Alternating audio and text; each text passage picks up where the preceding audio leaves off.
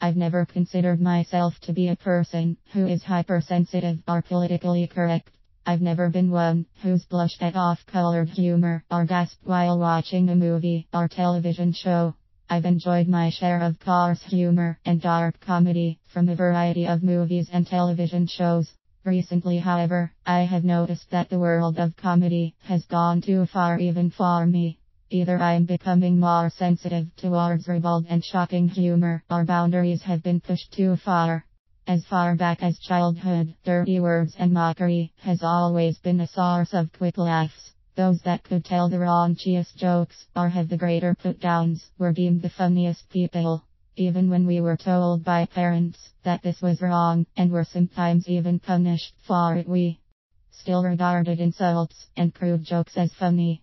Young audiences seem to gravitate toward this type of humor, perhaps because of how they define humor. As adults, crude or insulting humor still brings a smile to our faces, even if it's at the expense of someone else. Growing up in the 70s and 80s, I always embraced satirical and even coarse humor. I read magazines like Mad and National Lampoon because their observations and perceptions of the world were comical and seemingly accurate at the same time. I loved shows like All in the Family, Golden Girls and Cheers because I loved that witty wordplay and sarcastic humor. Now, however, the comedy of today no longer appealed to me. What changed? One of the things that changed was the humor's source. Politicians and celebrities have always been easy targets for comedic writers and performers. Frankly, it doesn't really offend me when people lampoon singers I admire or politicians I believe in because I accept that being in the public eye makes you more susceptible to public opinion and ridicule. Innuendos and double entendres are also an easy subject for humor. I love the show Frasier because the writers knew how to make outlandish humor out of basic misunderstandings. Now, however, anything can be used as humor, including things we hold sacred, like religion, offensive and sensitive topics, and national icons we hold dear. For some reason, animated shows have been especially guilty of this. Without naming specific examples, many of these shows have deemed it appropriate to mock Jesus Christ, whether it be a character, stereotype, or just downright offensive remarks. Other times, topics like ejaculation, sadomasochism, and cross-dressing are flaunted for cheap laughs. Through some of the shows I named previously mentioned these topics, but I don't remember them being so vulgar and blatantly spelled out. One of these shows even made a joke of somebody having a stillbirth child. Experiencing the grievous event of having a stillbirth child, I found this to be insulting beyond words. It's not just animated shows that take offensive topics too far.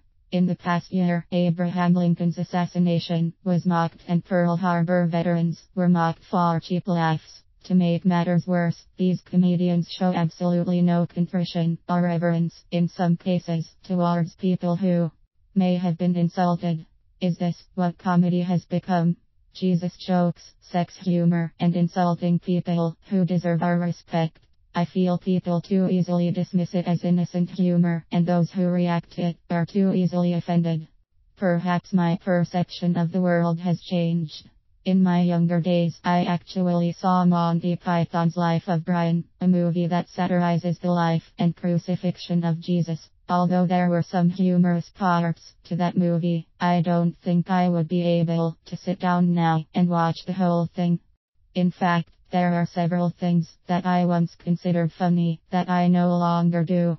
I don't even watch The Simpsons anymore because I was tired of the jokes made at religion's expense. I no longer consider controversial or over-sexualized topics a good source of humor anymore. I want a show that's going to make me laugh or at least smile without making me angry. So has humor become more offensive and insulting, or is it just me? Perhaps it is a little bit of both. It's too easy for me to go on Facebook and post comments of outrage over something an entertainer has said. After all, this is a free country, and people can say or write anything they want. Right? As an insulted listener, I should just get over it, right? Maybe so. However, if comedy has been reduced to offense and malicious sarcasm, perhaps I'll stick to reruns.